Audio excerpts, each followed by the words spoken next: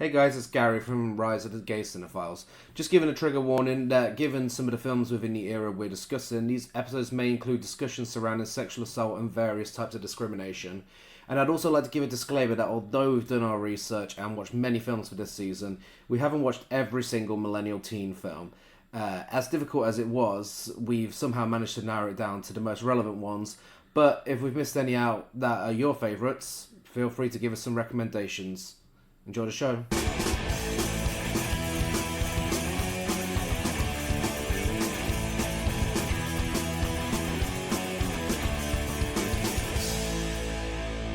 Hello and welcome to Rise of the Gay Cinephiles, a show where we, two gay cinephiles who watch way too many films, discuss various themes and eras of cinema. I'm Gary. And I'm Chris. And for this season, we're making our way through the teen cinema boom of the late 90s and early noughties. Welcome back to Scream As If You Know 10 Things I Hate About Bandcamp, or How Millennial Teen Movies Taught Me Everything I Know About Sex, Friendship and the American Dream. We are getting into it now. Not many years left. No. What? We started in 95? We started in 95 and we're finishing in 2005. Mm-hmm. So we are now in what was it's an unexpected two-parter. We kind of listed off all the films we were going to discuss on the last episode before it finished, and then we were kind of like, that's a lot of films. Mm-hmm. Yes. Let's do it justice. Let's do two parts. Yeah, it's still going. 2002, like really the teen films. Yeah, so yeah, two episodes. Yeah. But first, what is new with Chris and Gary? What is new with Chris and Gary? What's new is that we have been watching more fantastic Hong Kong cinema. Yes. With City on Fire. Yeah, we purchased the Arrow video release of City on Fire.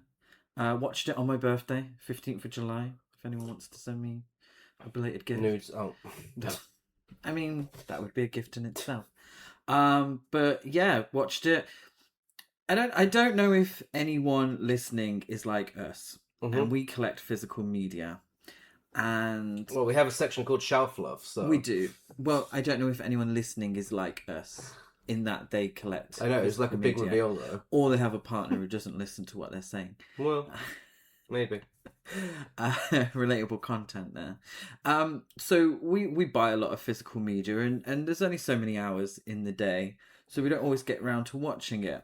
So on my birthday, I bought City on Fire from Arrow Video, and I was dying to watch it, and I thought, I'm going to watch it the day of purchase.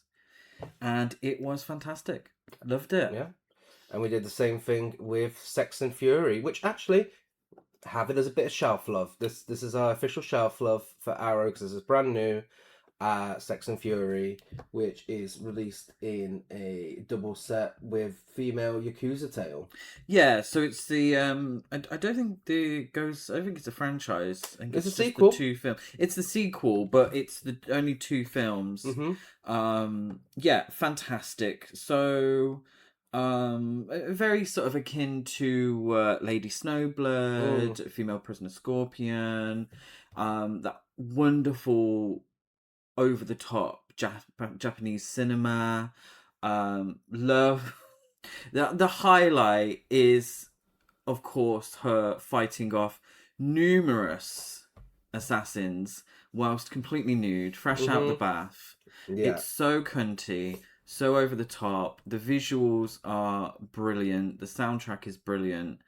Yeah, it's those kind of films that influenced Kill Bill and such. So yeah, and a fantastic release from Arrow Video as well. Yeah. We've watched two more Greg Araki films since we last did a What's New, including Smiley Face and Whitebird in the Blizzard, and he continues to be probably my favourite living director. Yeah, I had no expectations whatsoever for Whitebird in a Blizzard. Like, I had no idea what that film was about. It was mismarketed, I believe, because it was made to seem like some sort of rom-com, and it certainly isn't. it's much different. There's way more depth to it than that. It was fantastic. And I also feel the same about Smiley Face as well. Anna Faris is a phenomenal comedic actress. Mm-hmm. And Smiley Face is my favourite of her performances. Yeah. She's so good. And she's the reason the film is so good. Mm-hmm. Because she's the main character. We follow her during a day, so it all rests on her shoulders. But I highly recommend both. Yeah, Greg Araki is slowly becoming one of my favourite directors as well. And it just makes us more excited for I Want Your Sex. Yes, absolutely. We watched Heartstopper Forever, which was incredibly sweet. As always with Heartstopper, I prefer the TV series. I feel like with the film, it's one of those rare cases where one, it could have done with being longer, but two, it could have done with being shorter. Like, it could have done with being longer to flesh out the side characters more that we know from the TV show, because they are some of the most interesting in that universe. But also, some of the problems in the show that the two main characters are facing it ended up being a little repetitive.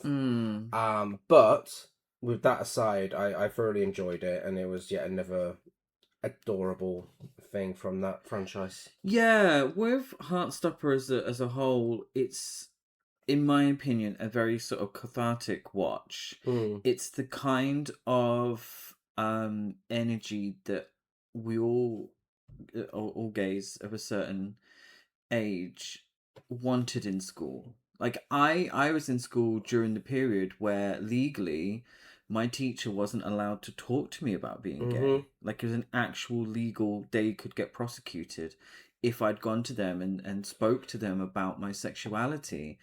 And so it feels, for someone my age, just like a warm hug. Like, oh wow, I'm so, and it's, there are ups and downs, of course. Yeah. But my main takeaway from the series and the film is how wonderful that friendship is. That group of friends who are so free to be who they want to be. Yeah. Like, that's amazing. And unfortunately, I think the film kind of pushes the side characters even further to the side. So I was a little disappointed, but I did enjoy it. Yeah. We watched Angel's Egg. Wow. Which is one of those films that really just blew me away. And I took a fair bit from it with its themes, but I still think there was more to be discovered. And it's definitely a film that I think would absolutely benefit from a rewatch. I feel like it's a film that probably, I'd say, it's mandatory to have a rewatch, because there's so much visually to take in, to the point that you have to take that in the first time around and then allow yourself to digest it, and then maybe look out for what it's actually about the next time around. Yeah, I love when we leave a screening at the cinema or at home, but especially at the cinema, and we stand outside and we discuss what we thought the film was about. And we both took away different things from the film. Both, absolutely correct in their own way, making up shit. But we both took something different from the film. And for a film that is relatively short, to do that was phenomenal. I mean, it looked fantastic in 4K. Yeah, just one of those films that stays with you afterwards. Yeah. Which I love.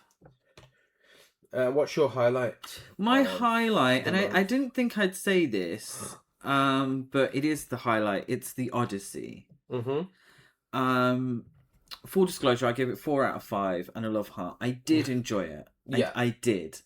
It had the same issues that I usually have with Christopher Nolan films, in that a lot of the women are pushed to the side. There is literally one scene where Matt Damon turns Odysseus, he turns around and says, well, that has nothing to do with my wife. Like, of course it doesn't. Yeah. She's considering she's kind of pushed to the side. Anne Hathaway gives a fantastic performance. Love Anne Hathaway in anything. but she was great in this film. What I enjoyed about The Odyssey as a whole, it's cinematic. It is. It's film. It's why you go to the cinema, because it's so over the top. It's so visually stimulating. I love how there was very little reliance on CGI. Yeah. And it was much better for it. It is a cinematic experience, so I'll always give it props for that. Yeah. Yeah, I think, at the end of the day, I think Christopher Nolan's perhaps a little overrated in terms of how people talk about him. Like, you know, I don't know.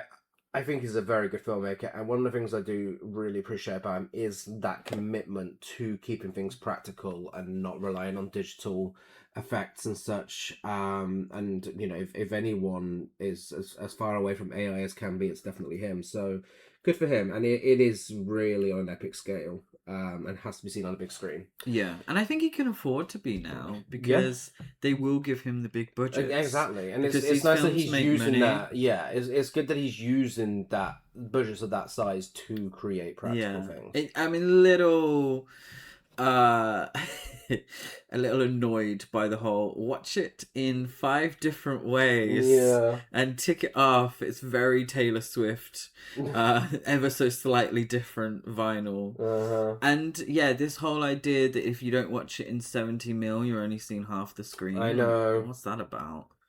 Well, maybe it's a bit of a cop-out, but my highlight of the month, and I know you'll disagree, is Charlie XCX's music fashion film. Okay. The album, of course, but also the film that she released on YouTube. I just thought it was incredibly cool. I mean, obviously it's not on the same scale as The Odyssey, but as a music video, as a short film... I love that she didn't rely on CGI. As a short film and a music video, I think it's incredibly stylish and just really fucking cool. Yeah, and... The new album's very good. Yes. The new album is very good. I mean, the video it's her having fun behind the scenes. Nice, cool. Anyway, but that's what's going down in 2026 and what we've been up to. So let's go back to the year 2002, where the best-selling album is The Eminem Show by Eminem. Oh, no. The best-selling video game is Grand Theft Auto Vice City. Oh, God. This really explains so much of one of today's films. Here we are. The highest-grossing film is Lord of the Rings: The Two Towers. Okay, yeah. The most viewed TV show in the UK is the Owner Force and Horses Christmas Special. Yes. And in the US, it's the Super Bowl. Of course, yeah. It's the first time. Is it? Yeah, in the season. I think it becomes... I think this is when...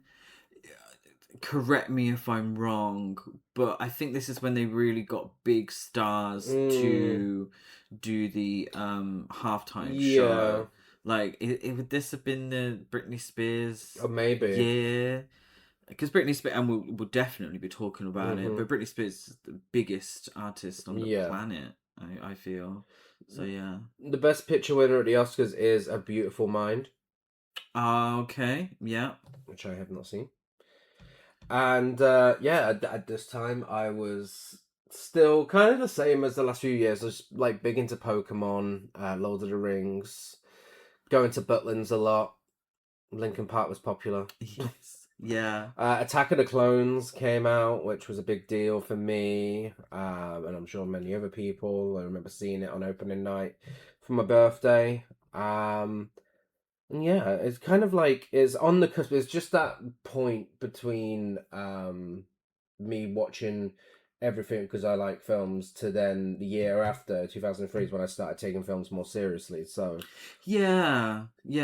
But I believe this was the year where I watched my first horror film in full, which was, of course, if you've listened to any horror cult trash show, you probably would have found out was Friday the 13th. Oh.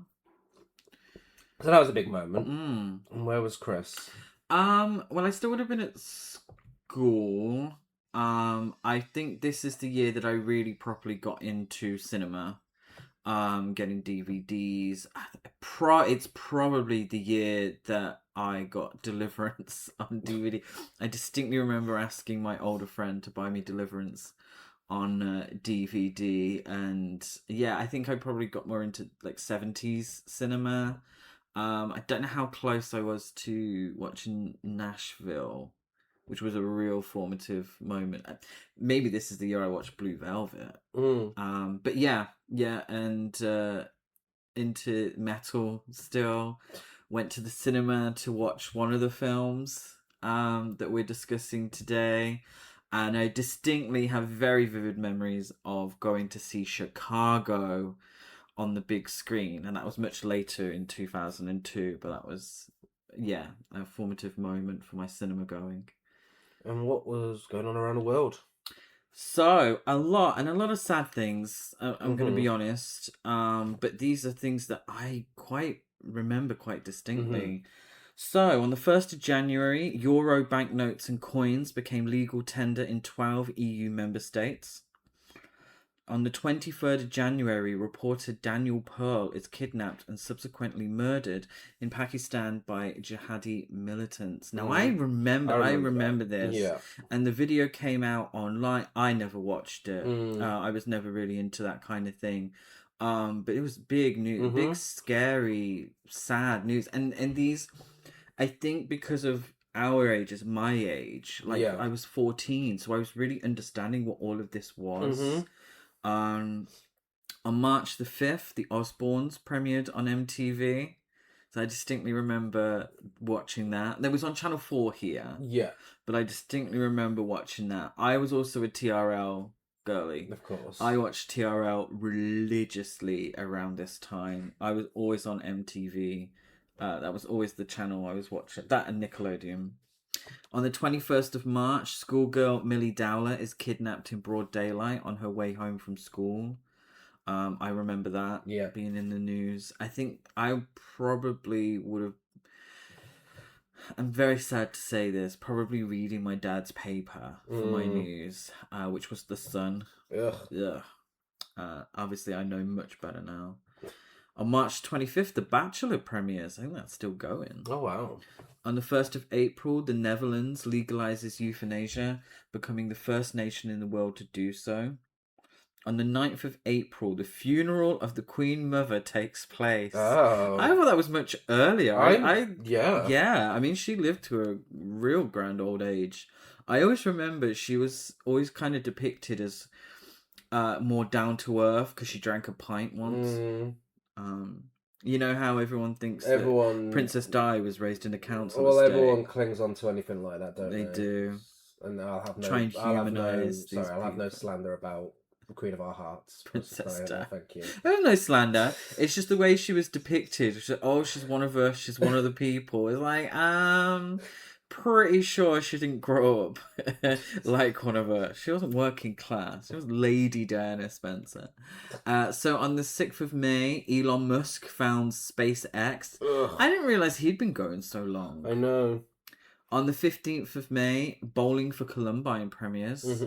That was a film I watched and, really, it changed, formative moment in terms of my politics.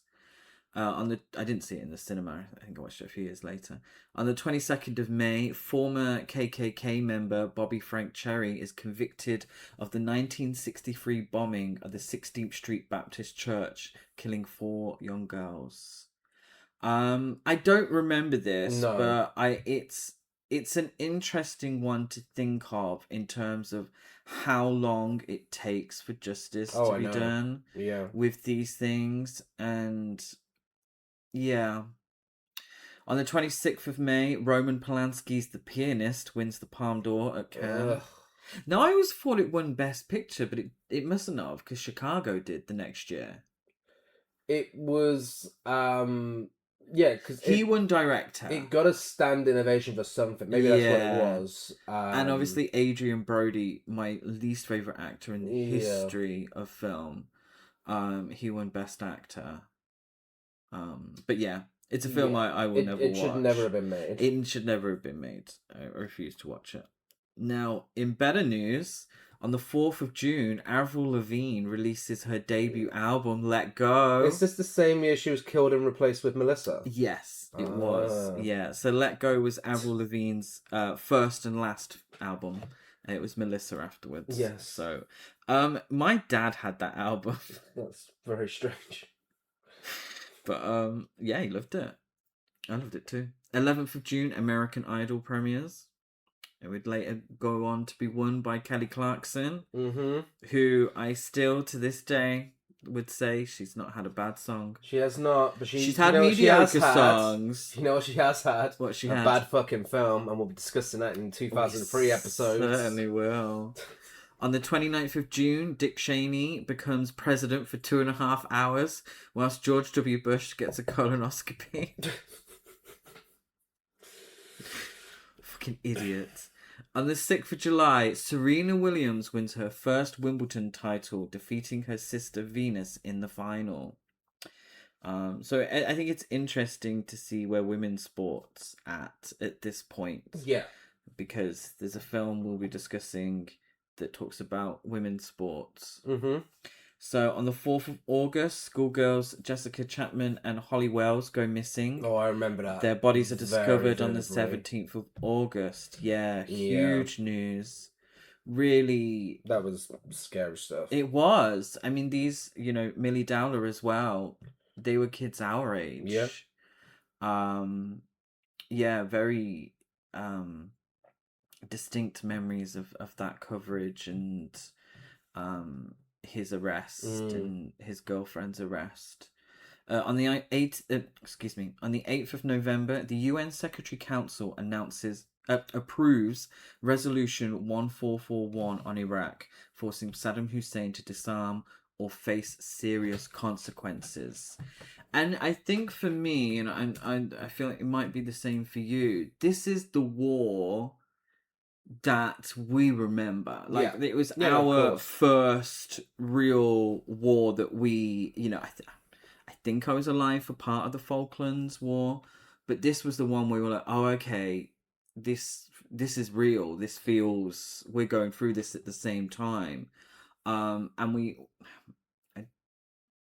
memories of, obviously, of course, we discussed last time of the World 9/11 and the World Trade Center terrorist attack, and then the subsequent wars in Afghanistan and Iraq, and now we find ourselves older and maybe understanding that a little more, and we watch films that have come out, and we see films from that time, but films now, I'm talking about like Civil War and was it Warfare? Warfare, that was the name, where we like, oh wow, this was what was happening, this was what was going on, and we probably didn't understand it so much at the time, but we're having really vivid memories of it.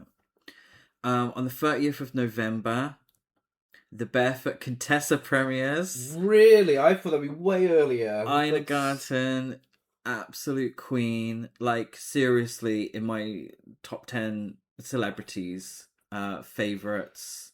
Nothing could be finer than to have a meal with Ina in the Hamptons. Well, apparently so. Just absolute legend. Yeah, 2002. I have incredible memories of watching her with my mum. Yeah. Probably a couple of years later than this, but yeah, love her. 27th of December, Chicago premieres. So I probably didn't watch it until 2003. Yeah. And on the 28th of December, LinkedIn is founded. I didn't know it was so old, LinkedIn. I thought that was way later. I have to say, I hate LinkedIn. It's very wanky. It's yeah. Another important event in 2002. Right. Gail Platt marries Richard Hillman. Of course. Audrey is targeted. Yes. Maxine is murdered. Emily's attacked. She is. But the car in the river wasn't until the year after. Oh, okay. Sorry, the canal. Canal. I mean, that I remember being a huge thing. Could not wait for Coronation Street to come on to find out what was happening next. The Richard Hillman saga was top tier television here in the really UK. Was. But across the pond, the biggest worry wasn't Richard Hillman. It was finding out who your mum is and whether you're going to be a big star in the smash hit camp classic Crossroads. All right, next contestant.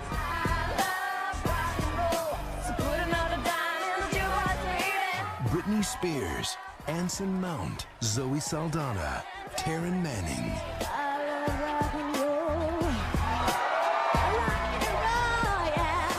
Crossroads.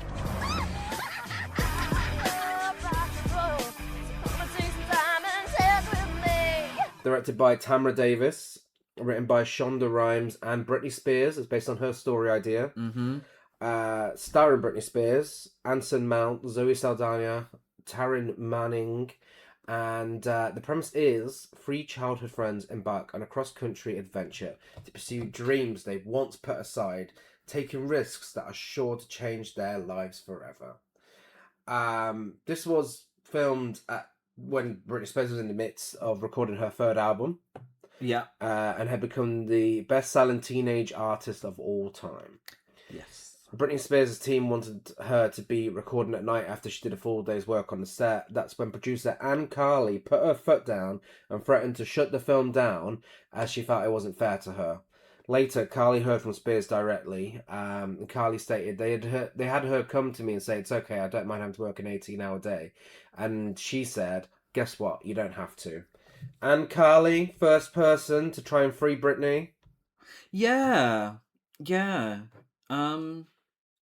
It's nice to hear of someone sticking up for her. Yeah. Because we all have, particularly people our age, we all have an opinion on Britney and what she went through. And I think, again, I saw it through the lens of someone who picked up the Sun newspaper, and later on, like with Perez Hilton and that kind of stuff. And when you really think about it, now we're at this age, like, wow, she was treated awfully, like terrible. Genuinely awful. So it's nice to hear of people sticking up for her at the time and say, no, actually 18 hours is too long. This shit is too long. Yeah. I understand I believe that the biggest artist on the planet at the time. Yeah. She's obviously a cash cow. But you need to stop because it's going to be too much. And it was too much. She was a product. She wasn't a person. They looked at her as a product, and that was it. And it's honestly, it's disgusting. Yeah. During an October 2023 Entertainment Weekly interview, Tamra Davis said she and Britney Spears fought to include the Spears sex scene in the film because she wanted to challenge her forever virgin girl next door image amidst invasive sexist headlines about her purity. The scene was done tastefully in a way that a kid would not know what's going on, but still understandable to viewers. And it was a massive talking point. It was always around her sexuality, was always one of the big conversations, one of the big topics. And it's, funny enough, a lot of the time always pushed by men a lot older. Of course. One now, and we're opening maybe a can of worms, but I think Britney Spears and her career is so... it epitomizes this so much, and she's certainly not the first or the last. But the idea of her "Hit Me Baby One More Time" in the schoolgirl outfit, but it being pushed at how virginal she was. And she would do the Rolling Stones cover with her shirt open and the Teletubby, where it all seemed to push this idea of sexualizing her, but sexualizing her as a virgin, i.e., who will take Britney Spears' virginity? Yeah. That's how it's all played out. And when you realize how long, and it's men, really, that have pushed this narrative for teen stars, it's disgusting. It's so many of the beauty standards that we see now for women come from a place of these men pushing this ideal of deflowering young women. Yeah. It's so noncy, so paedophilic that and I think Britney Spears, her early career epitomizes that so much. It does. Like, we're gonna overly sexualize her, but we're also going to push the narrative that she's a virgin. Yeah. Who is going to deflower Britney Spears is essentially the narrative that the media are pushing to people. And people ate it up. Yeah. They really did. Yes. Anson Mount, aka Worst Thing About the Film, was initially reluctant to accept the role of Ben, finding the script to be cheesy and lame, but was encouraged by Robert De Niro, with whom he was working with at the time on City by the Sea. De Niro turned out to be a huge Britney Spears fan. They went over scenes from Crossroads and breaks from City by the Sea, with Mount reading his lines and De Niro reading Britney Spears' lines. That's count. According to Kim Cattrall, the role of Lucy's mother was originally intended for Madonna. I feel like that's a bit... I don't think Madonna's old enough for that, is she? I suppose the idea is that she did have... I don't think Kim Cattrall was... I mean, she was, what, in her 40s then? Yeah. So maybe... I think the narrative is that how young she was when she had the child. Yeah. Cattrall also stated in a 2020 interview for Los Angeles Times that she only accepted her role because she was very curious to meet Britney Spears, and Sex and the City was Britney Spears' favourite TV show. Yeah. Dan Aykroyd created a detailed backstory for his character and his life in the Navy. He even had a friend draw a Navy tattoo on his arm, which can be seen in the scene where he's working on a car in the garage. That's a lot of backstory for that Aykroyd character. would later admit the main reason for accepting the role of Lucy's father was that he wanted the opportunity to meet Britney Spears. Yes. I mean, I would have done the same. Who can blame them? I mean, Britney Spears was huge. Britney Spears was the one. Yeah. I loved Britney Spears, loved her music. Again, like I said, I watched TRL religiously. I loved NSYNC. I wouldn't admit it to everyone, of course, because I didn't buy the album. I bought Slipknot albums. I didn't buy, but I ate that shit up. I loved it. I loved the gossip. I played into all of it like an idiot. Yeah. You know, I ate that shit up. I believed absolutely everything that was written. I was like, wow, you know, this Britney, she's got a wild life. You know, all of that. So yeah, this was, and I didn't watch the film at the time. I didn't. But I was the main audience for this film. I mean, I loved Britney. Yeah, I mean, I was in Butlins at the time when it was released, and it was everywhere. Mm-hmm. You could not escape it. It was everywhere.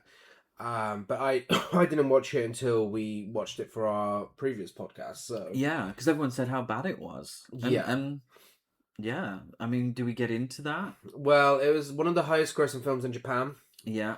However, money doesn't mean a lot, because Lucy in the film has a picture of Madonna hanging above her bed, which is ironic considering both Madonna and Britney Spears tied for the Razzie Award for Worst Actress the year after this film was released. Yes. Madonna obviously won for Swept Away and Britney for this film.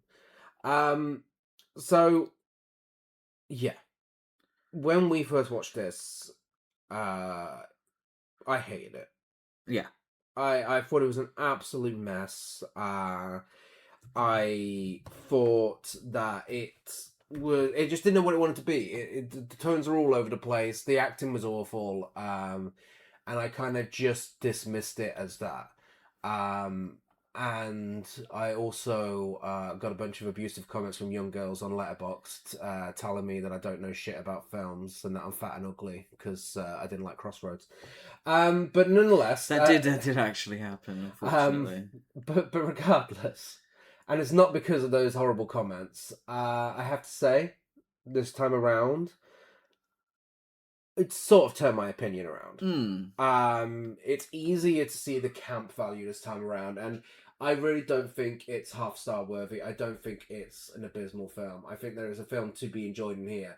Do I still think it's a mess? Yes. Yes. Do I still think Britney, as much as I love her, do I still think her performance is horrific? Yes. But there are worse things in the film, like, as I said, everything, including Anson Mount. Like, his character is so unnecessary. Like, that is my biggest problem with the film. Yeah. Like, why is there a man here? Yeah. Like, what is the point of this?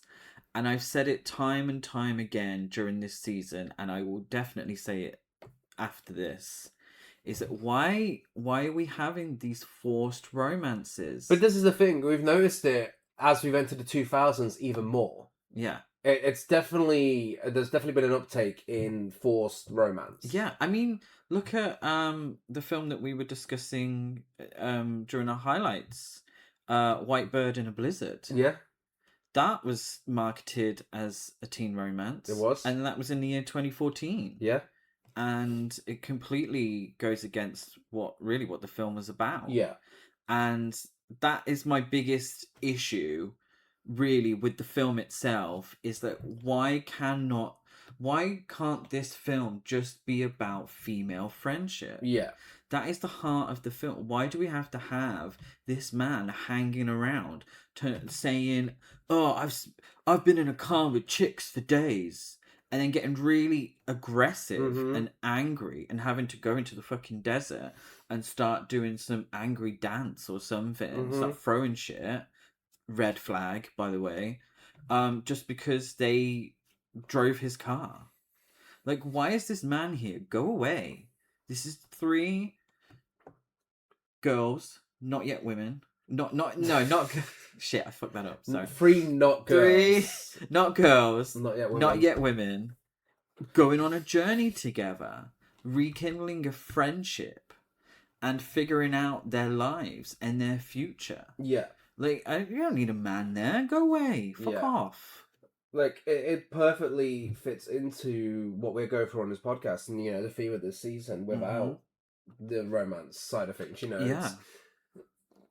It's sex, friendship, and the American dream, but you don't necessarily need a man there to execute that. Yeah.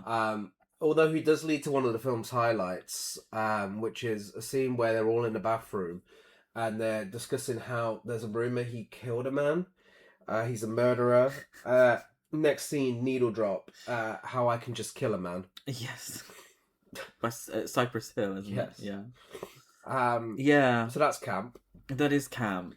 One of many camp things here. I mean, the karaoke scene, Britney lip syncing to "Open Your Heart" by Madonna, Kim Cattrall as Britney's mum, all of the bickering between Kit and Mimi, Britney claiming she's got a poem that she wants to read out, and it's just, "I'm not a girl, not yet a woman."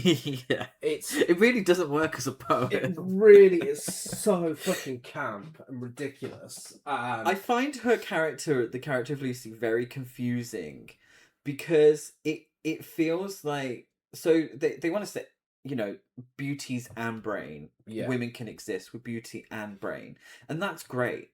But then also she's incredibly talented when it comes to music. Yeah. But she just never knew. No. Like, it was just out of nowhere. Like, oh, she can sing. Like, go to the front, Lucy, because Mimi's not up to the task, and she's like a full-on performance of "I Love Rock and Roll." Like, in 3 hideous outfits. Yeah. They're of the time, 2002. I'm sure we were all living for them in 2002. Well, yeah.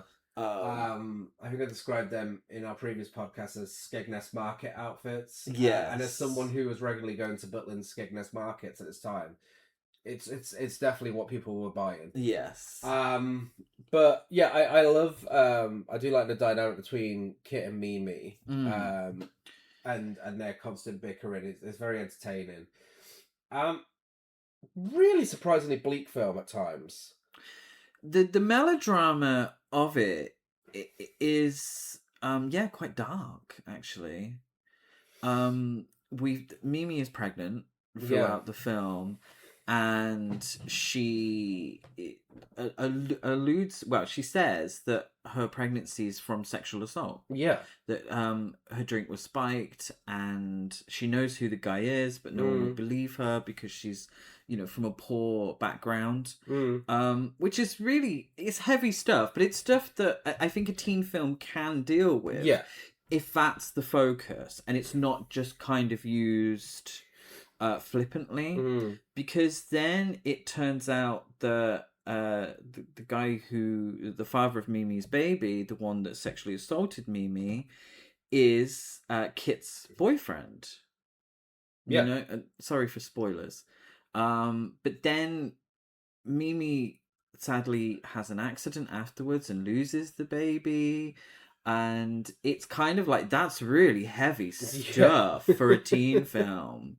Like, that's really heavy, and it's kind of brushed off. It's just kind of like, okay, we're pushing this through now, and I just, it's not dealt with, I think. Well, no, like the day after, she's doing backup vocals for Lucy, or maybe the same day actually. I'm not sure.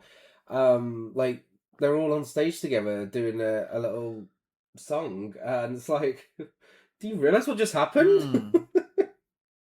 But that's the film though. It genuinely swings from tone to tone so fast. And the only consistency is the camp. I mean, the Kim Cattrall storyline itself, you know, that's incredibly bleak on its own. Like, you know, Britney Spears travels all the way, again, sorry for spoilers, but she travels all the way across the country to go and find her mum, and she's like, oh, fuck off, don't want you. Which was meant to be the main narrative of the film. Yeah. That was the whole purpose.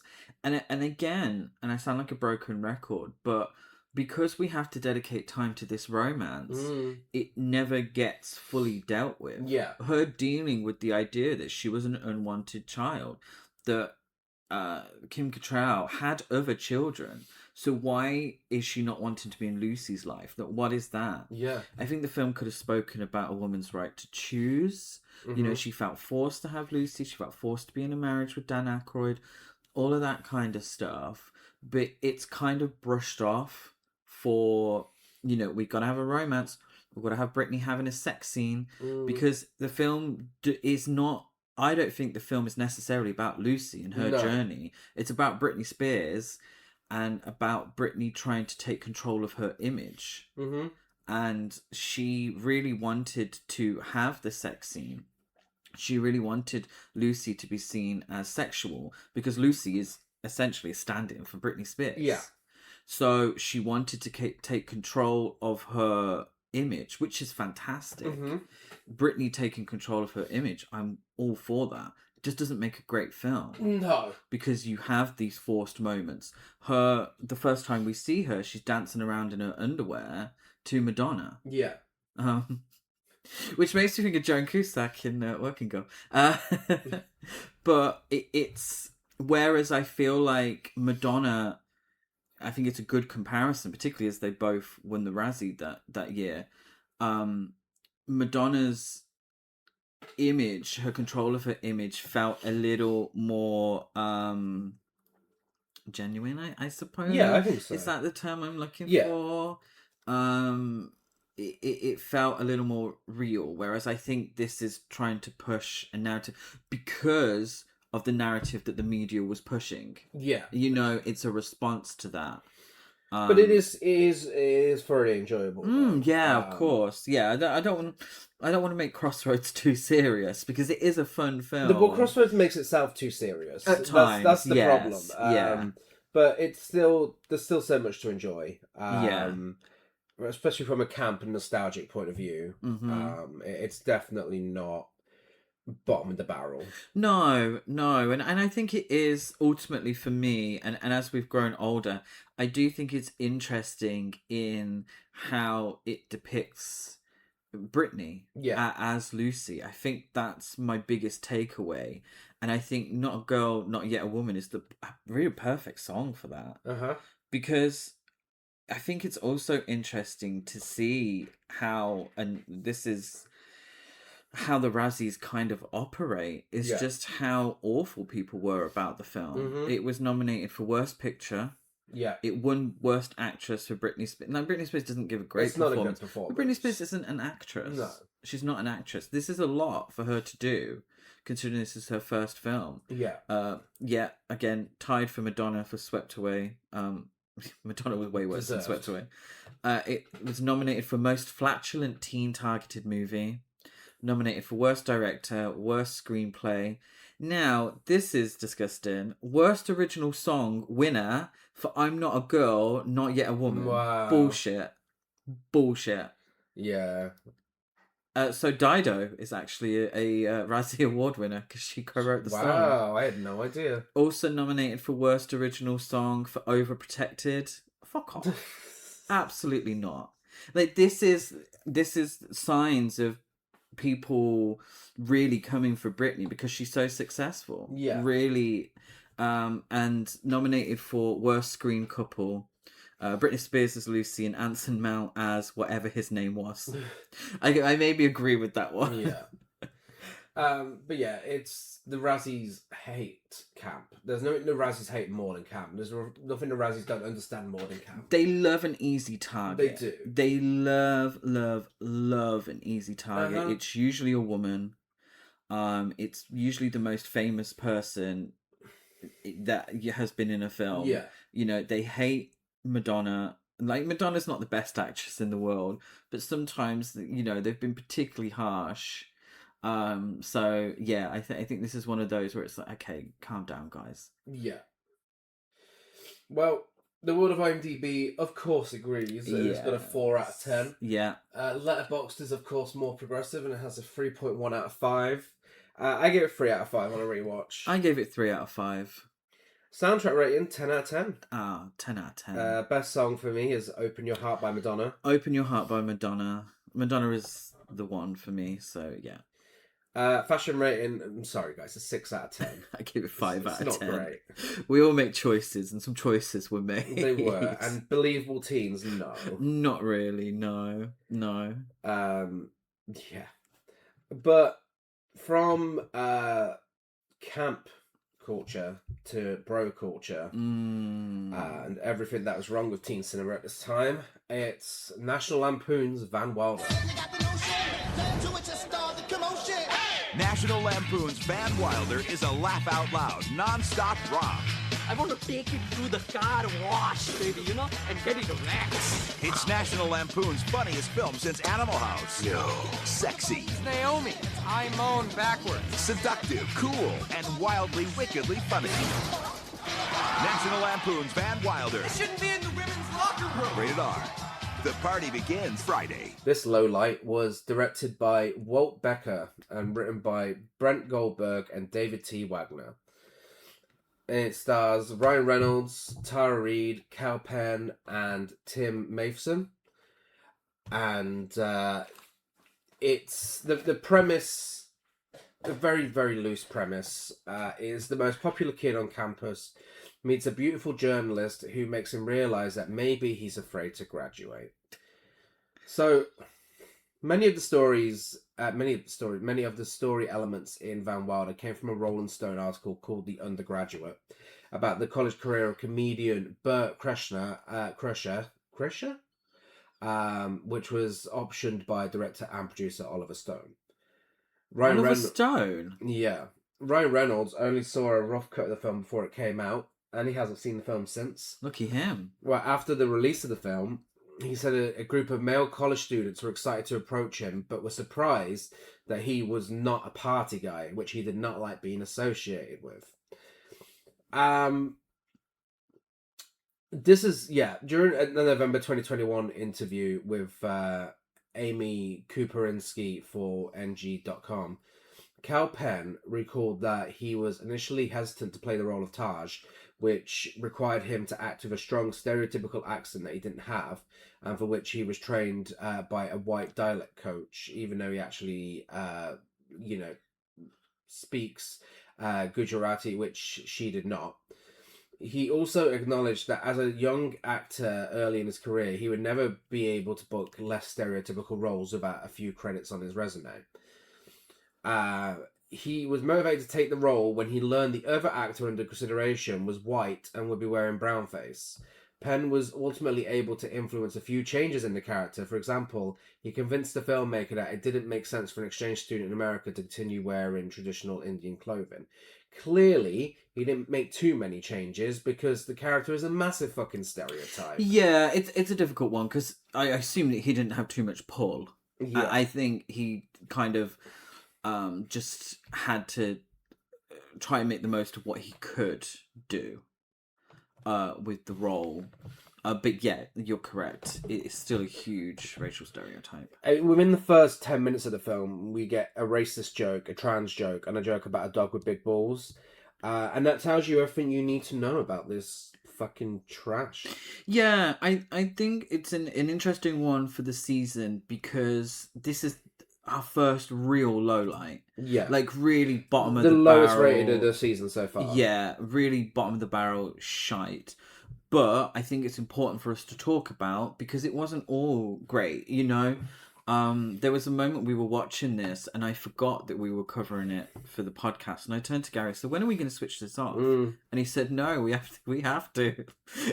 This is the pains of our research for this podcast. Yeah. Because there are some real absolute dog shit lowlights with these films, and it all comes from that bro cinema.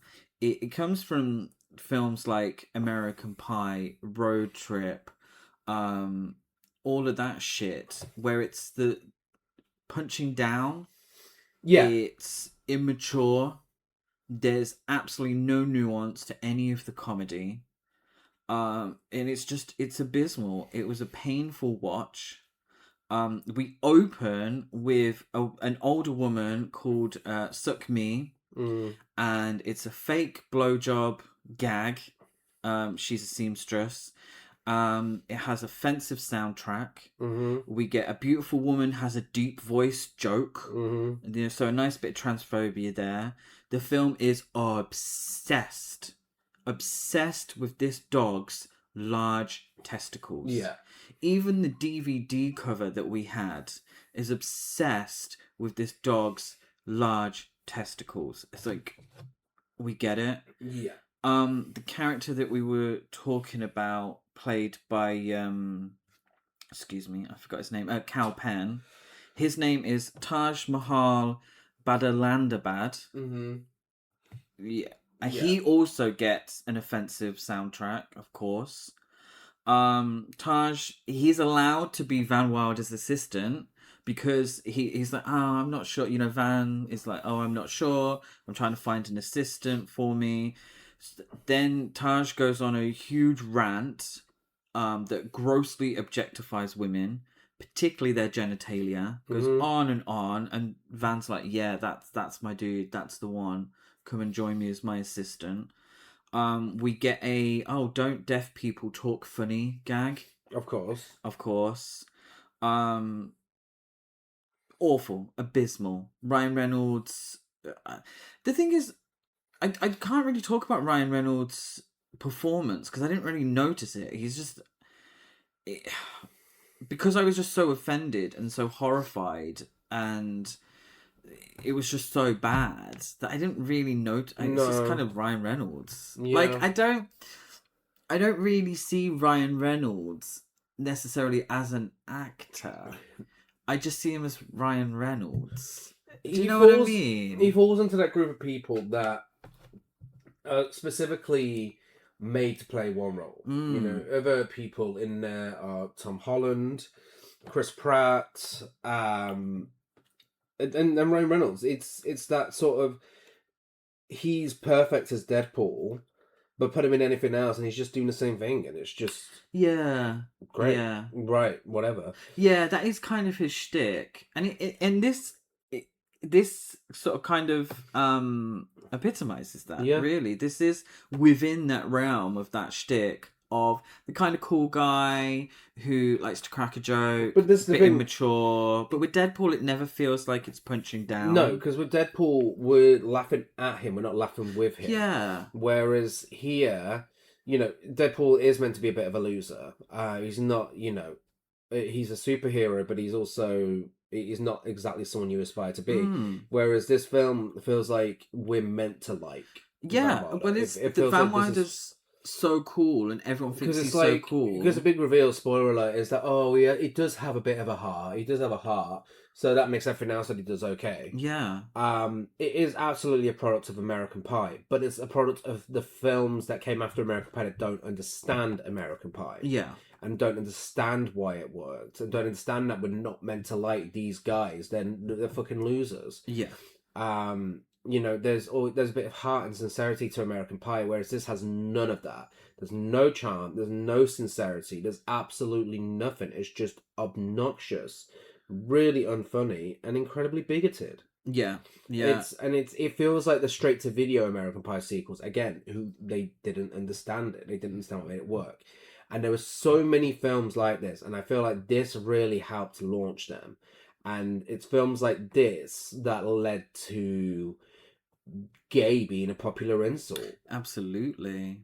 Yeah, absolutely. Like, there's an extensive gag where Ryan Reynolds is dressed in a dress and his dad finds him dressed like that, and it's hilarious because he's in women's clothes. And nothing could be worse.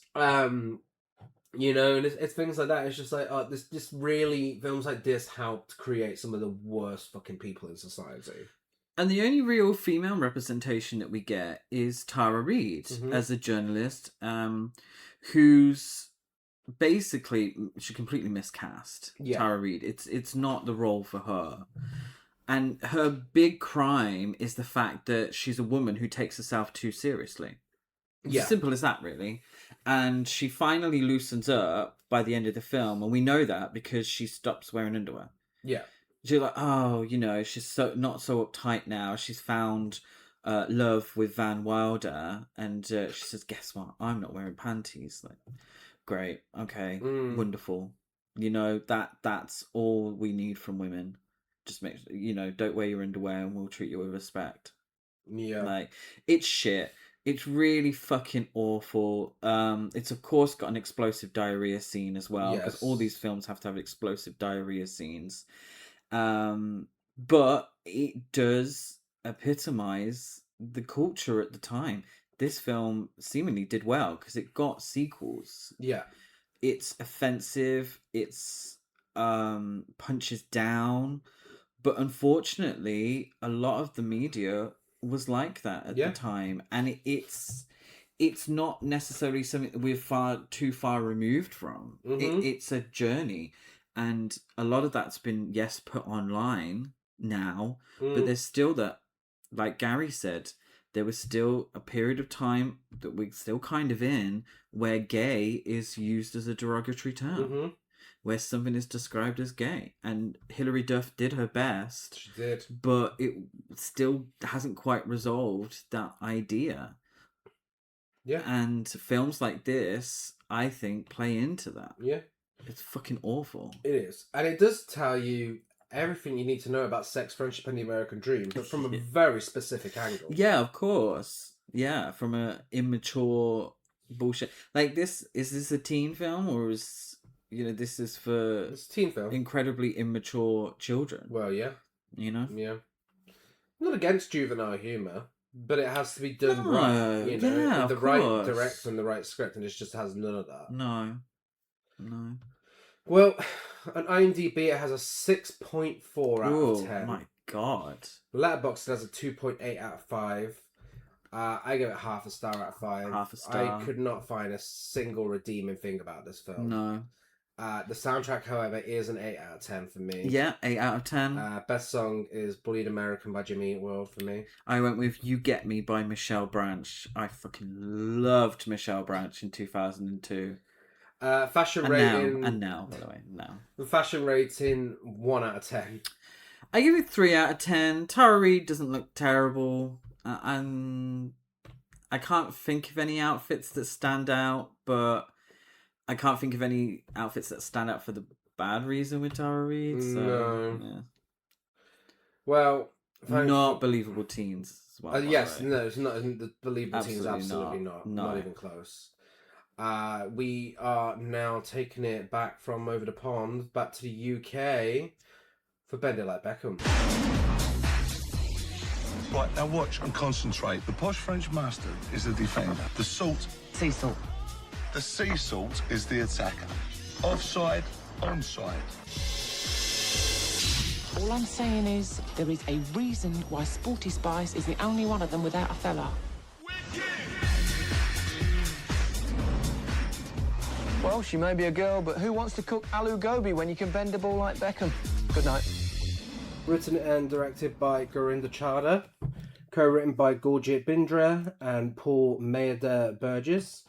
And starring Parminder Nagra, Keira Knightley, Jonathan Rhys-Meyers, and Anupam Kher. The premise is Jess dreams of playing professional football, but her Sikh parents have plans for her: a law degree and a marriage. Jules, a white female striker, spots Jess playing football and invites her to join the local women's team. So this was actually the first Western film allowed to be shown on North Korean television. Oh, wow. To mark the 10th anniversary of diplomatic ties between the country and the United Kingdom in 2010. The film, however, had to have 8 minutes edited out of it to be approved. I wonder what those were. Yeah. I would assume the coming out scene. Yeah. Yeah. Though their characters are roughly the same age, in reality there's a 10-year age gap between Parminder Nagra and Keira Knightley. Yeah, I feel like they tried to deal with that by making Keira Knightley look much, much older than she actually was. Yes. Like, that haircut is aging. It is.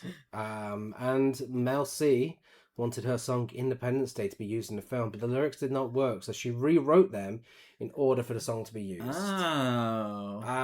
This whole film is so Sporty Spice coded. It's very Mel C. Very Mel C. So, yeah, this is one of those films where, like Billy Elliot, which we spoke about previously, where I'd heard about it over the years, I'd heard about how good it was and such, but let's be honest, growing up as someone who had absolutely zero interest in football and was having football forced onto them at every given opportunity by his parents, I wasn't really in the mood to go out of my way and watch a football film. No. But over the years, it's gained a reputation, it's gained a cult following, particularly within the queer community, and watching it now as an adult, I'm just like, what was I missing out on? All those years, this is incredible. Yeah, we watched it. I genuinely feel like we watched it in school. Mm. And I remember thinking it was fine. It was okay. It is what it is. And I am also someone. Now, I didn't have football forced upon me, thankfully, but I was never interested in football. So it didn't really resonate with me too much, and then we've watched it now. Like, I remember the key points of the film. Mm-hmm. I remember all of that. But we've watched it this time, and what I enjoyed so much is how wonderful the representation of British Indian culture being depicted in the film was. We always say that it's important for representation in film, in media, and all of that. And I thought this was some really wonderful representation because it was honest representation. Yeah. Sorry, what were you going to say? No, carry on.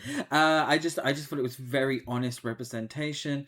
I thought it spoke on the good and the bad of British Indian culture and the way that women are treated and their place within that culture. And what I really enjoyed is it wasn't judgmental. No. It was made comedy from it, as well as dealing with it in a serious way. There was also great comedy with it, but it never judged any of the characters' choices.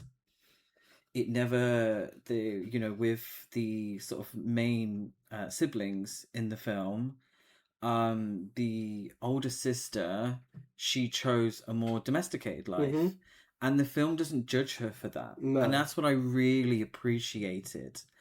You look at something like, I know it's the go-to choice in these circumstances, but Sex and the City 2, where it judges these characters, and it assumes that women want to fight against that role. Sometimes women enjoy that role, and it's about women having the choice to do what they want. And that's what I really liked about the film. I have to say, a lot of the David Beckham stuff, I personally found it a little cringy. Oh, yeah. Like, I get that in 2001, I suppose it was written and filmed in 2001. So at that time, David Beckham was the biggest footballer, and maybe a football film was more palatable to studios and such. But as we were speaking of earlier, you know, Serena Williams won her first Wimbledon in 2002. The Williams sisters were really popular, and how interesting. What I don't think you bend in tennis, but what if it was called serve like Serena or something? Do you understand what I mean? I was like, how, you know, I thought, oh, it'd be so cool. But also in 2002, that wouldn't have made any money. No, of course not. Of course, you know, this is another one of those films with a forced love interest as well. So exactly, I think you take the love interest and you take the David Beckham stuff and you throw it in there, and it's an easy sell. I think if you didn't have those things, I feel like it wouldn't have been as big as it was. Yeah, and I kind of want to get the things that I didn't like out of the way, because there was so much that I loved about it.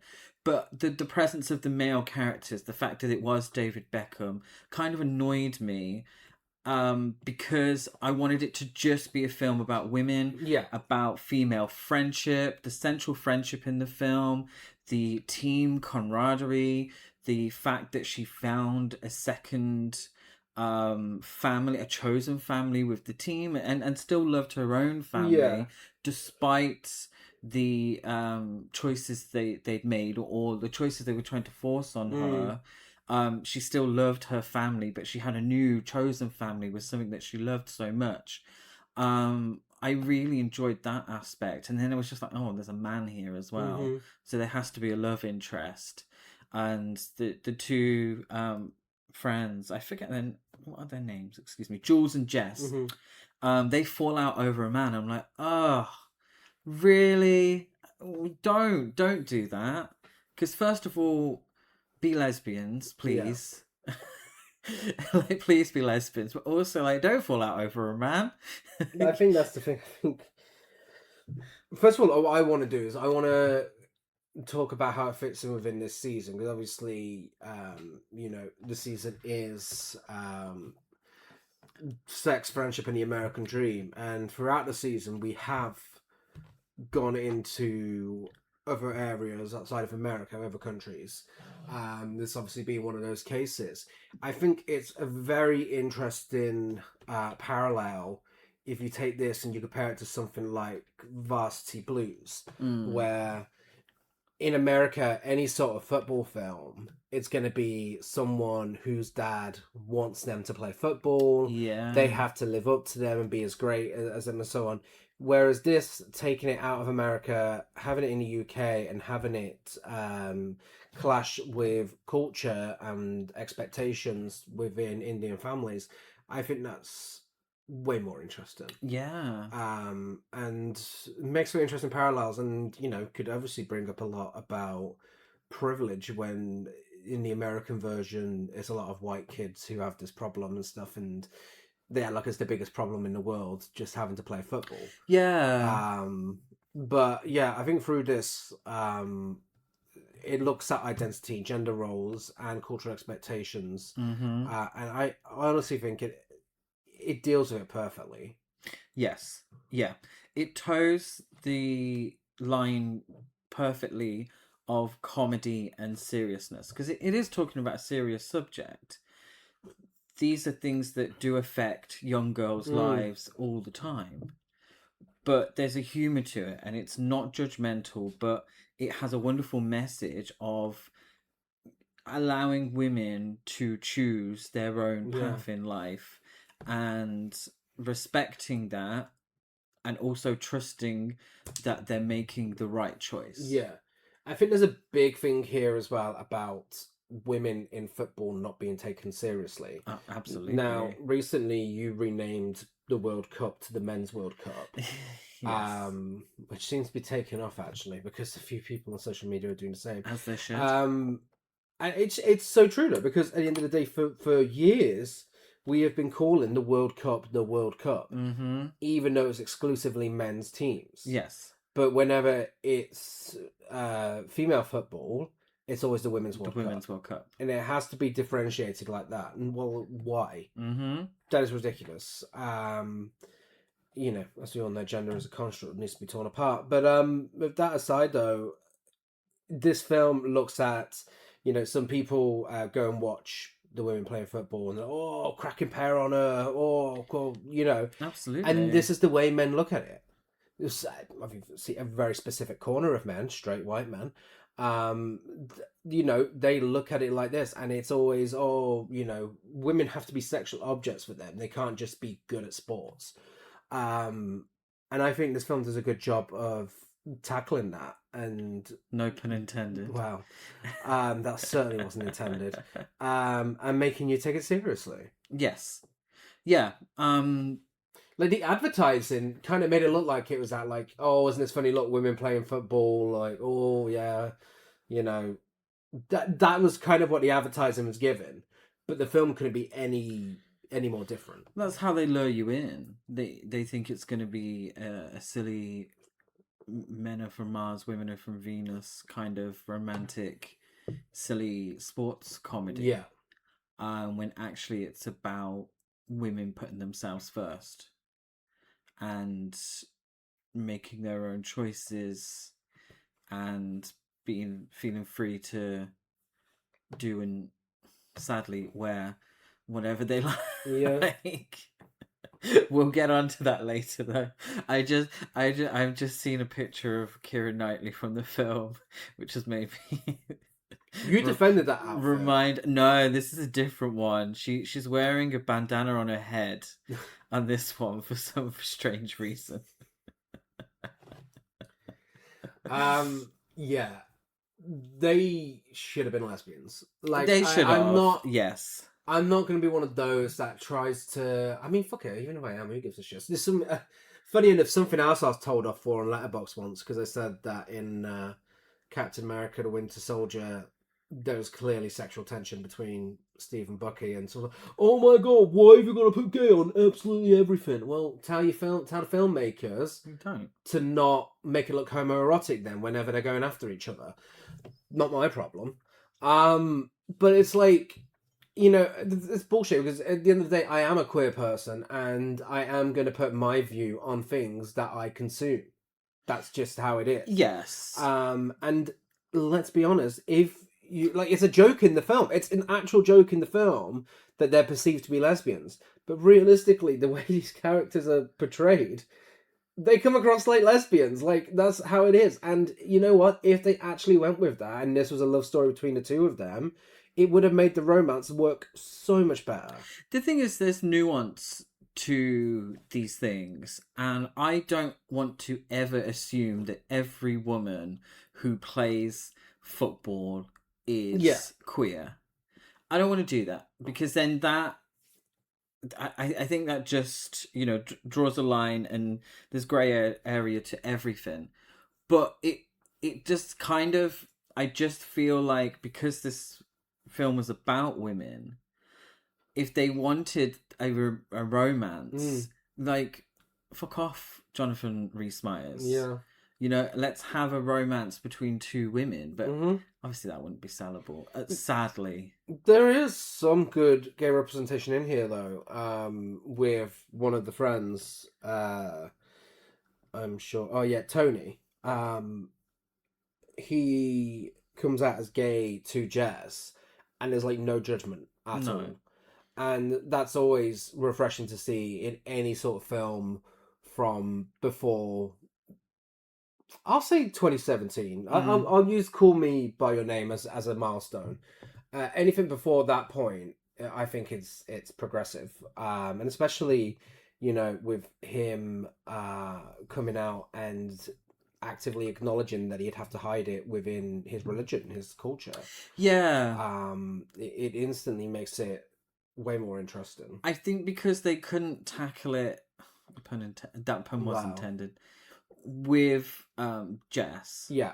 I think because they couldn't tackle it with her, I still think that they wanted to show some queer representation and sort of say, you know, being queer is an issue in this culture. Yeah.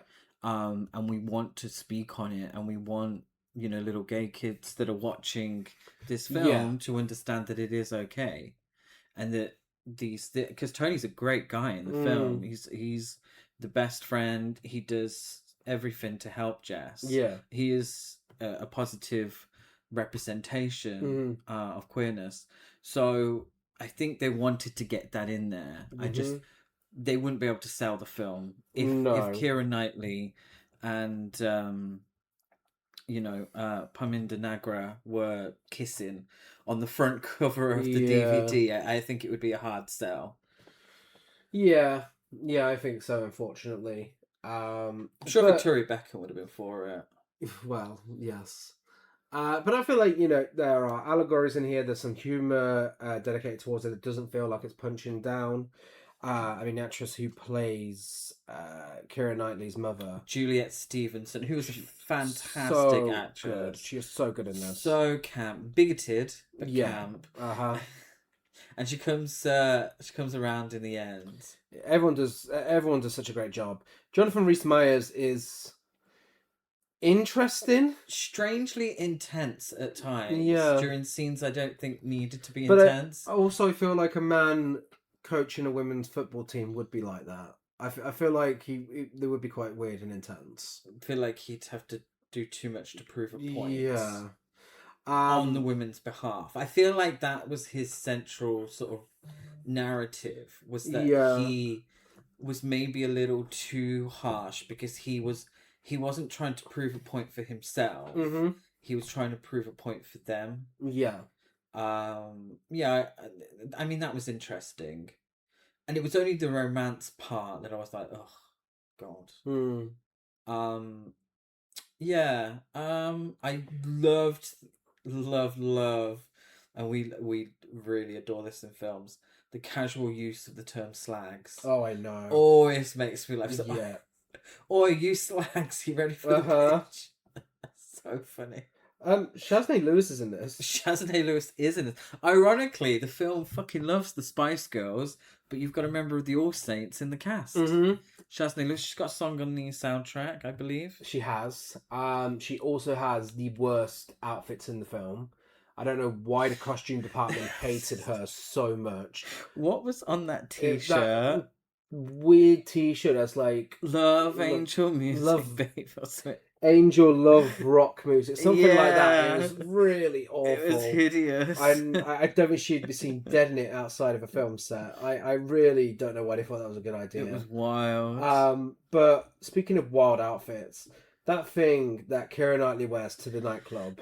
Silver halter top. Speaking of Skegness Market outfits. Oh my God. Yeah. Very strange. That was really something else. It was kind of something like from an 18 to 30s holiday. Like really, yeah. Yeah, and the jeans that go with it as well. Oh yeah, jeans and a nice top. Yes. This film is the epitome of jeans and a nice top. Jeans and a halter top. Yeah. Choices were made in that costume department.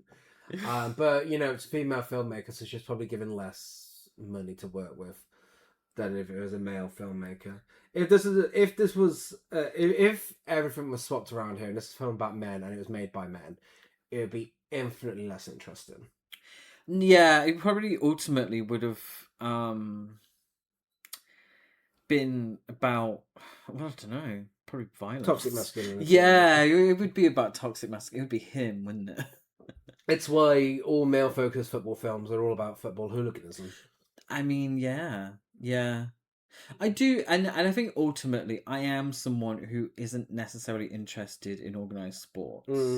So there'll always be maybe a little bit of a disconnect between myself and, you know, her talking to a picture of David Beckham, to me, was a bit cringe. It was like, are you there, David Beckham? It's me, Margaret. Yeah. Because I'm like, oh, okay.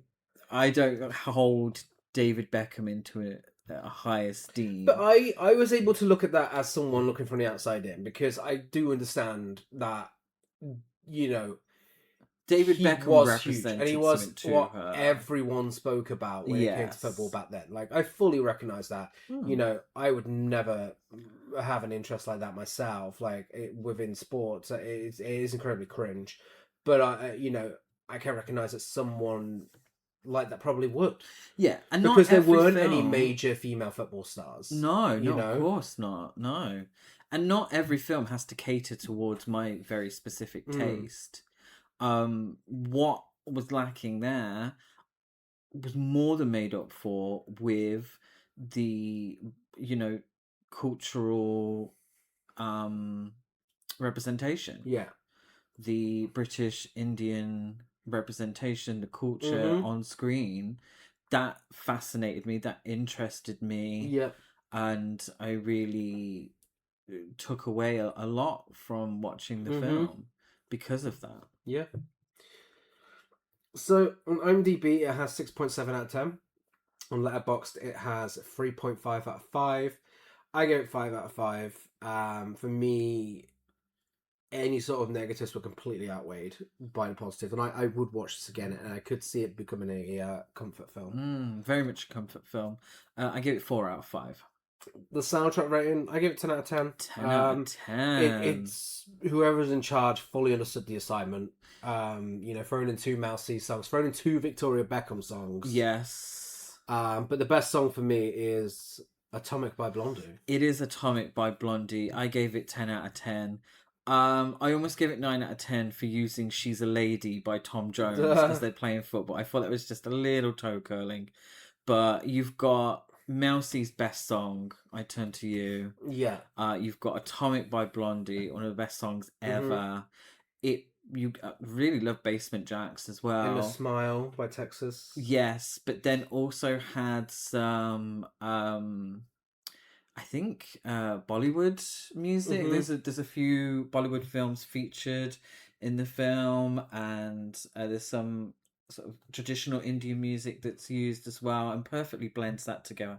So a really great soundtrack. Yeah.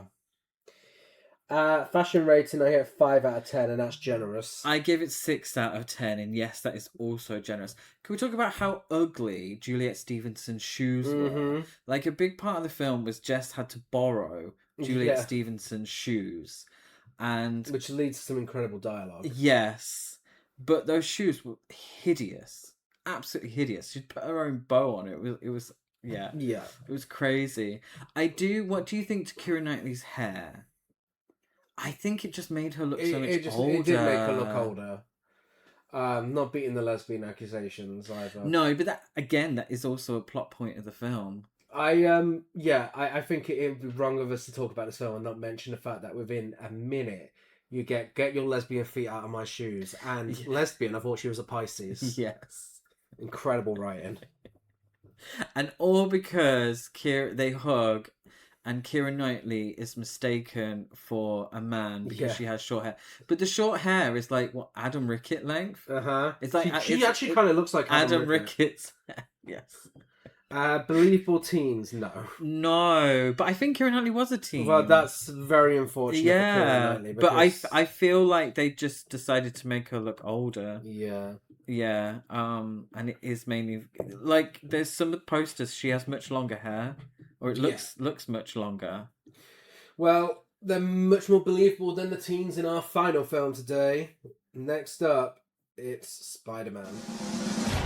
If somebody told you I was just your average, ordinary guy, not a care in the world, somebody lied. Who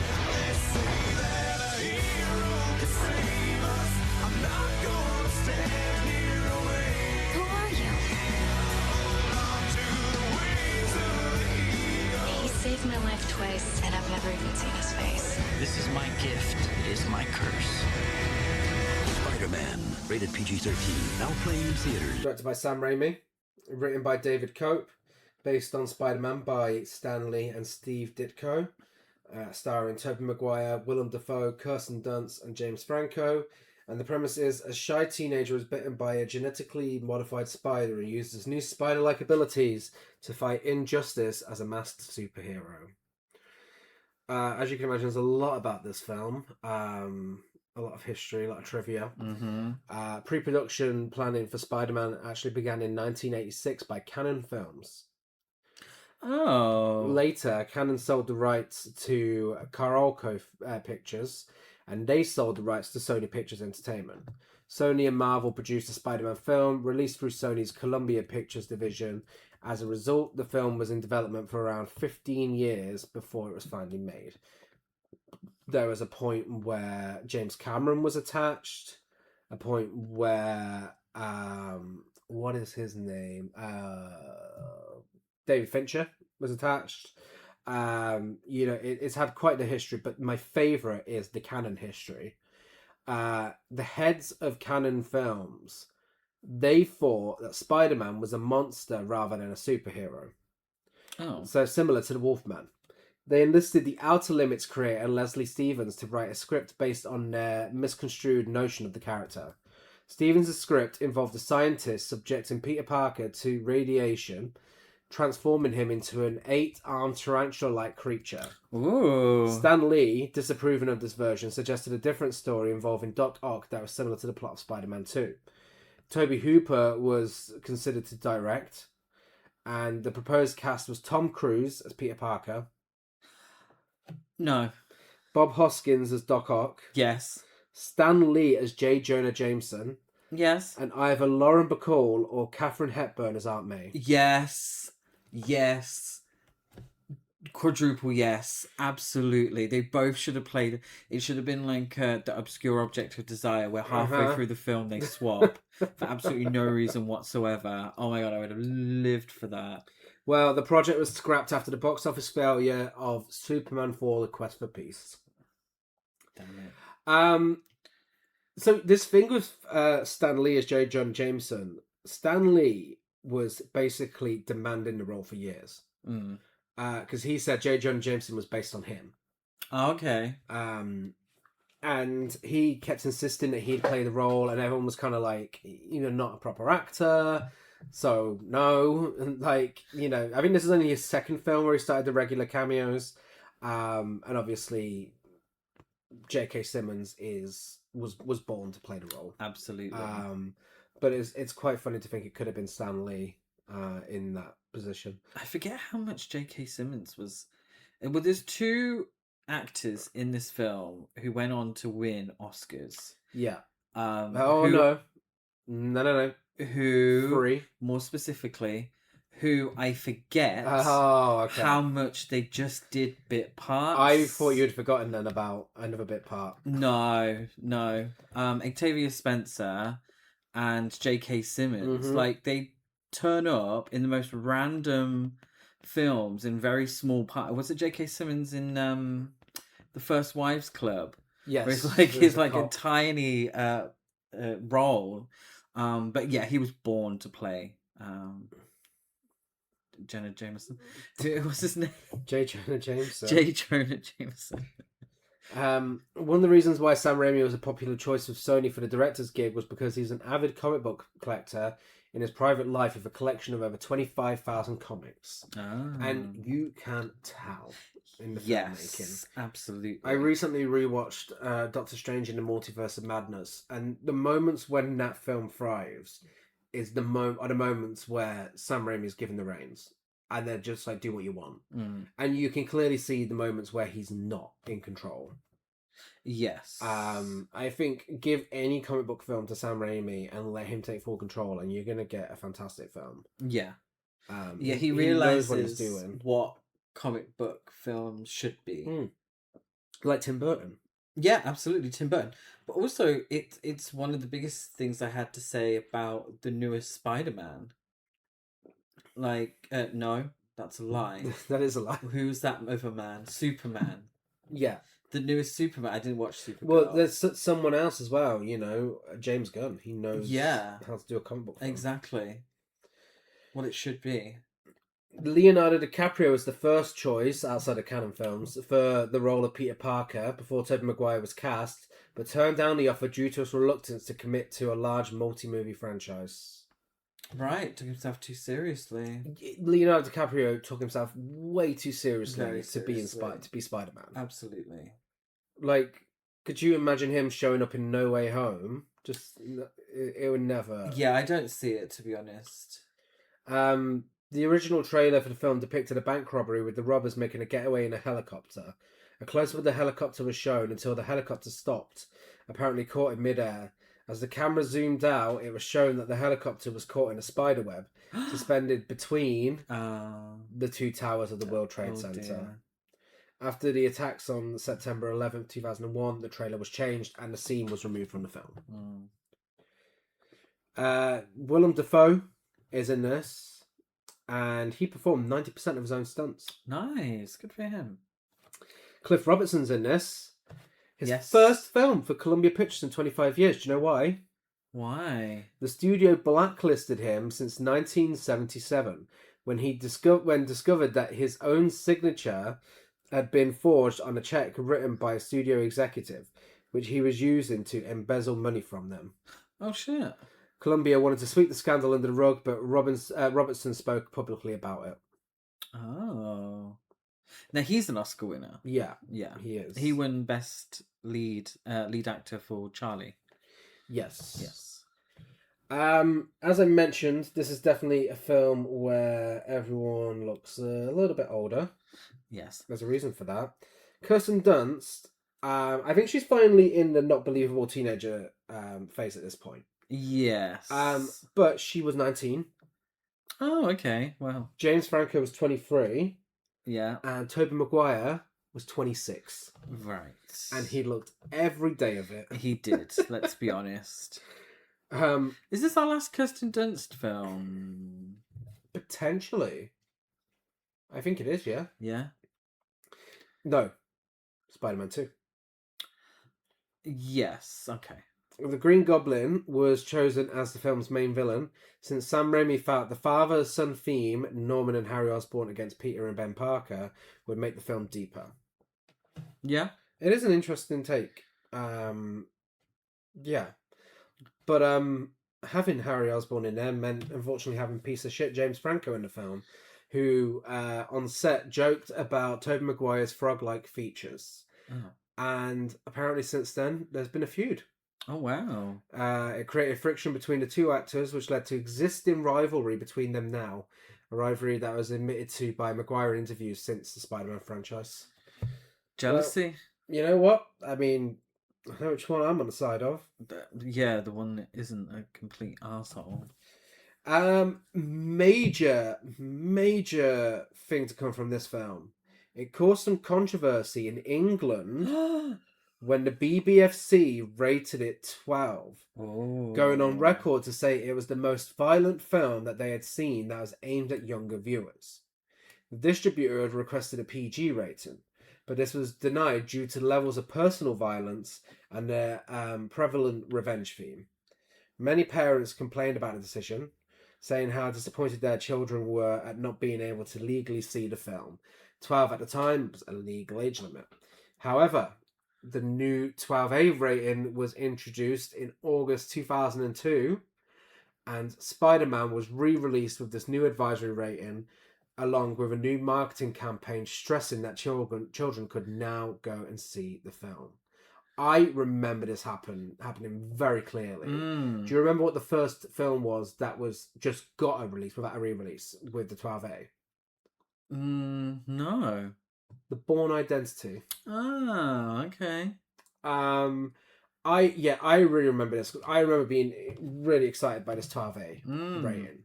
And I saw a few films that were 12A. I think it's the same year Die Another Day came out, and I went to see that Freud. At the cinema. But that was a big moment. Yeah? I distinctly remember seeing people on the news complaining that the kids couldn't watch Spider-Man. I didn't have that problem because I was older. I was old enough, and I watched it in the cinema. Yeah. Yeah. Didn't do any harm to me. No? No. Well, but I was also watching Deliverance as well at the time. So it was the first film to gross 100 million in its opening weekend alone at the domestic box office. At the time, no film had done so, even when adjusted for inflation. Yeah. Do you think X-Men's popularity helped with that? Potentially. Was X-Men huge? Because I'm currently looking, and I don't want to go on too much of a tangent, but I think it's important in the grand scheme of the film. I'm looking at a list of Marvel films in release. So you've got a few like the Incredible Hulk movies, TV movies. You've got a random Doctor Strange from 1978, Howard the Duck. You've got Captain America from the late 70s, which I think wasn't very well received. Superman had, Superman 4. Obviously that's DC, but that had died a death at the cinema. Another Captain America from 1990, which I don't think was well received. Nick Fury, Agent of S.H.I.E.L.D. with Lisa Rinna, and then Blade. Yeah, that's the one that seems to stand out. So Blade, I think, was a box office success. Yes, but obviously for a more adult audience. Yeah, because then you have X-Men in 2000. So do you think X-Men was the one to really revive the Marvel specifically, but the superhero film? I think for a family audience, because obviously Blade is an 18. But even then, X-Men was a 12. Yeah.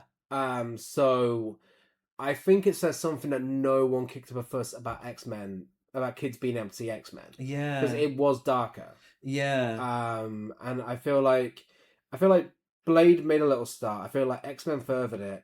But then I feel like Spider-Man, because the character in comics and animated shows, of course with X-Men as well, I feel it was way popular, and I think, the character's name and having it in the title, something like Spider-Man, it's gonna, even if you weren't familiar with a comics and animated show, you're gonna want to see it. Yeah. It was huge. Yes. This was a cultural reset. Yeah. And I do think it changed things around for comic book films for family audiences. I think this was the one to do it rather than X-Men. Yeah. Because then I feel like X-Men 2 was a lot bigger as well after this. Yes. So I feel like this really changed things around. I remember it being a massive deal when it was released. I remember it was everywhere.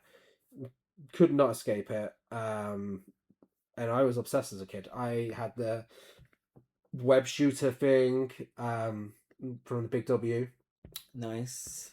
Loved Big W. I had the action figures, I think it was Burger King toys. Okay, so it was Burger King that did it. I think I had the poster, I had the DVD, the game. I also had the comic books, I had the animated series game they made. This definitely became a new obsession for me, and it's only in recent years that obviously I've always enjoyed it. I've never gotten to the point where I haven't enjoyed it. But I think it's only in recent years where I've realised just how incredible this film actually is, and how it's an absolute master in comic book filmmaking. Yes. Which is a massive credit to Sam Raimi. He understands that, comic books can be dark, but they are also incredibly camp as well, which is something this film does so right. Yeah, it toes the line perfectly between the campiness and the darker moments.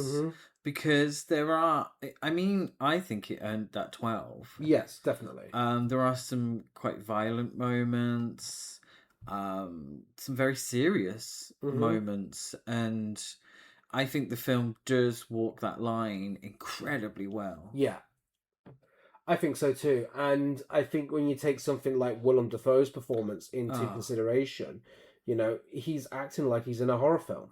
Yes. And it's directed by someone who's made a lot of horror films, and you can see those little things in there where it's Sam Raimi's signature style, which I think you see more in the second one, but you definitely see it here. I think it's specifically with those films with Willem Dafoe, who understands camp, and he understands seriousness as well. And I was saying to you before recording earlier, every time I rewatch Spider-Man No Way Home, Willem Dafoe's performance in that is the biggest standout by far. Yeah. He's phenomenal in this role. He knows exactly what he's doing, and he actually feels like a real threat without being a big, oversized CGI character. Yeah, yeah. So he just feels like a man that's lost his mind. Yeah, it is campy at times and a little over the top, but also there's an understanding that this is quite a dark story that's happening, and this is a dangerous character. And Willem Dafoe does that perfectly. Like, I would put it out there that he deserved an Oscar nomination for this performance because it's so good. He understands he understood what needed to be done in order to create a compelling villain, but also an entertaining performance in a comic book film. I think he was just perfection, like really so good. As the Green Goblin. But also, and we'll discuss it, it's kind of something that Alfred Molina does so well in Spider-Man 2. You know, you just it's that difference between what's the cheesiest perform? Oh, I suppose we would say Dr. Freeze. Arnie. Mr. Freeze. Mr. Freeze. Why do I always say Dr. Freeze? Because he is a doctor. Oh, well, then yes, out of respect.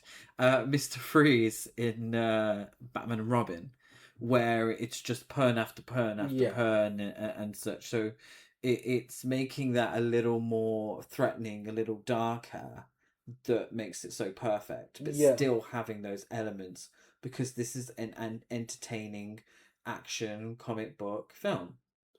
And, I mean, as great as it is, it has spawned so many memes over the years. Oh, God. From Willem Dafoe's massive ass when he's flying through on his glider, to I'm something of a scientist myself, to Mary Jane looking like she's defending Peter Parker on the street, to your favourite, which is poor Rosemary Harris having the shock of her life when Green Goblin blasts through the window. So funny.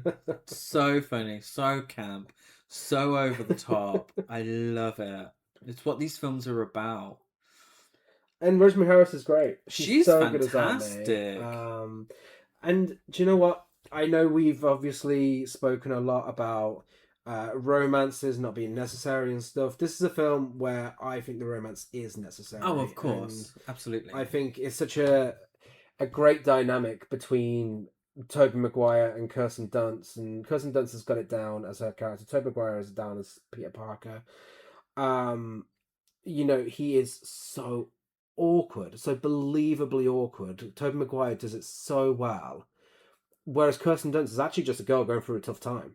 She's going through a tough time. Sam Raimi loves torturing his characters. With her, it's been fucking mental torture from the first film onwards until you get to 3, where every other scene is someone insulting her. Yeah.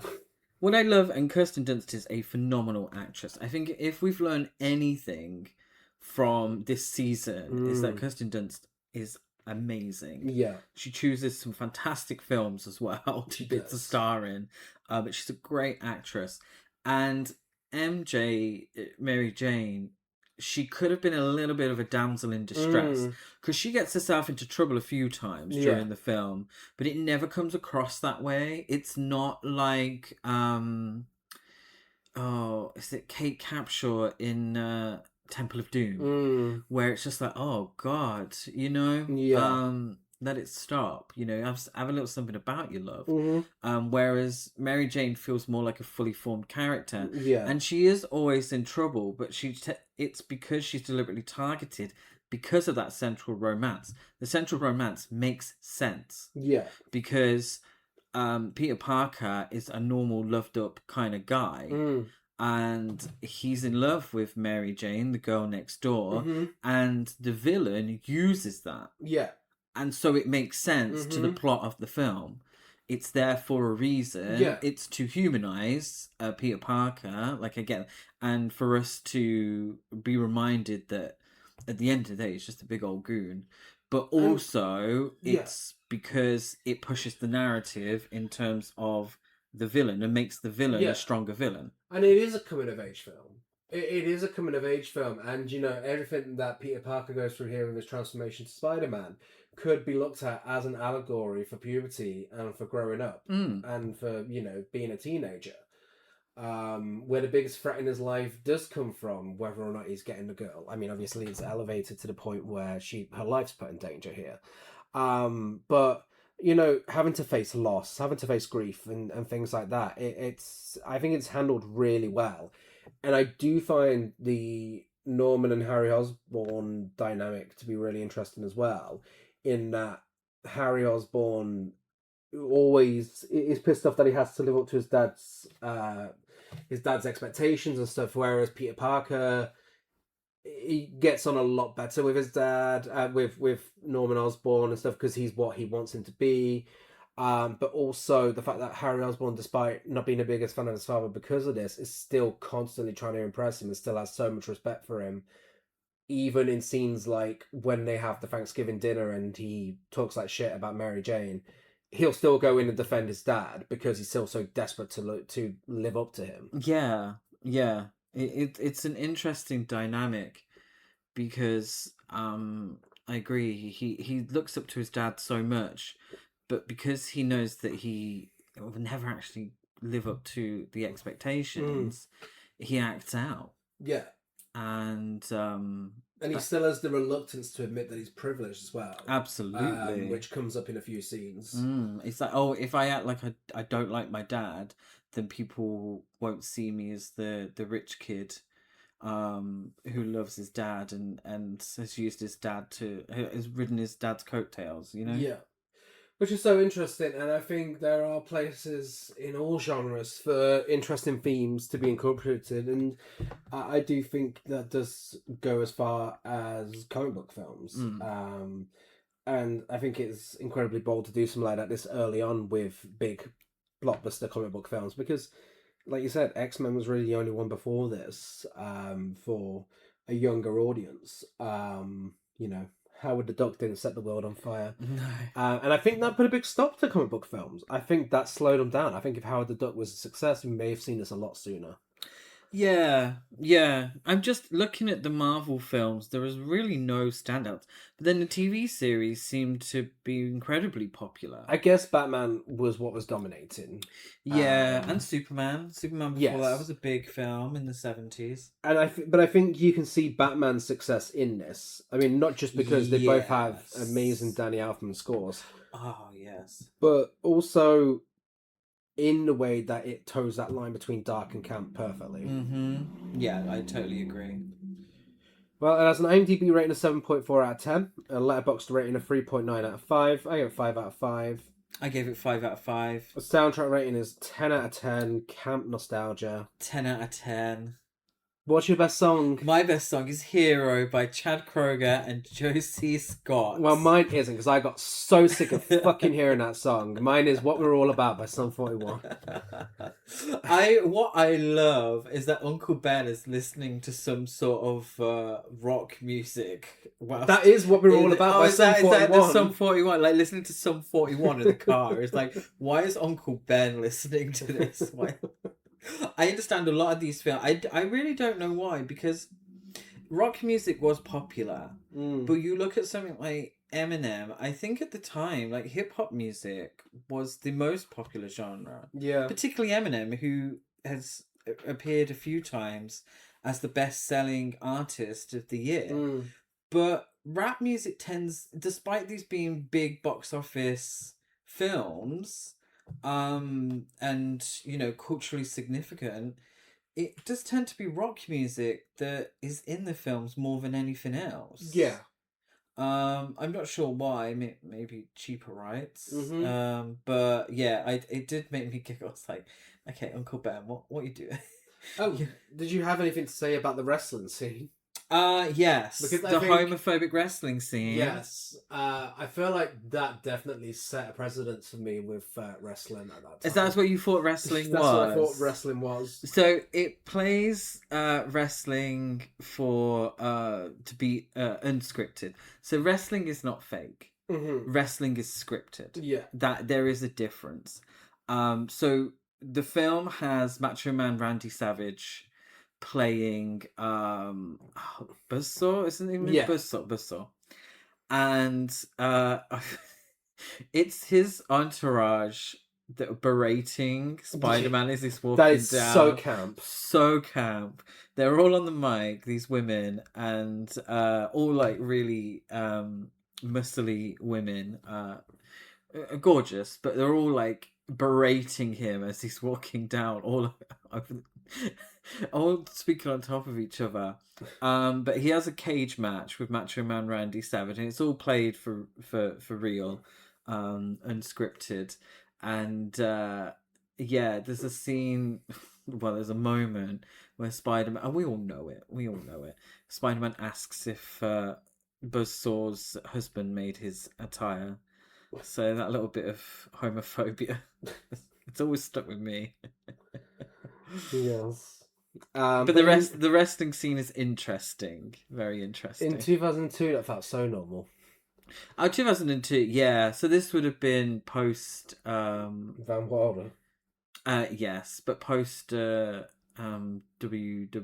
buying WCW. Mm-hmm. So I think Macho Man Randy Savage would have been out of a job at that time, actually.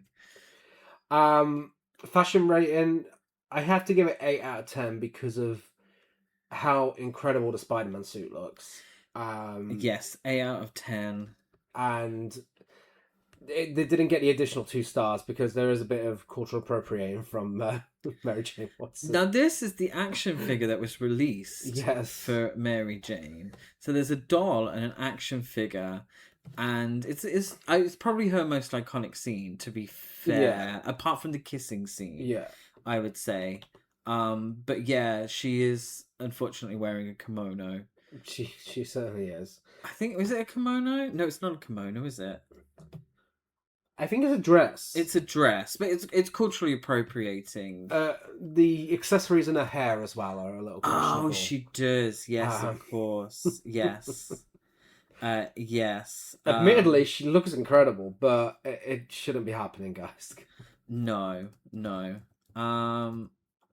But yes, I also appreciated the fact that Aunt May, any given time, is giving little old lady realness. She is. That is also, I think, very comic bookish. Yeah. It's just how much they make her look like a little old lady. Mm-hmm.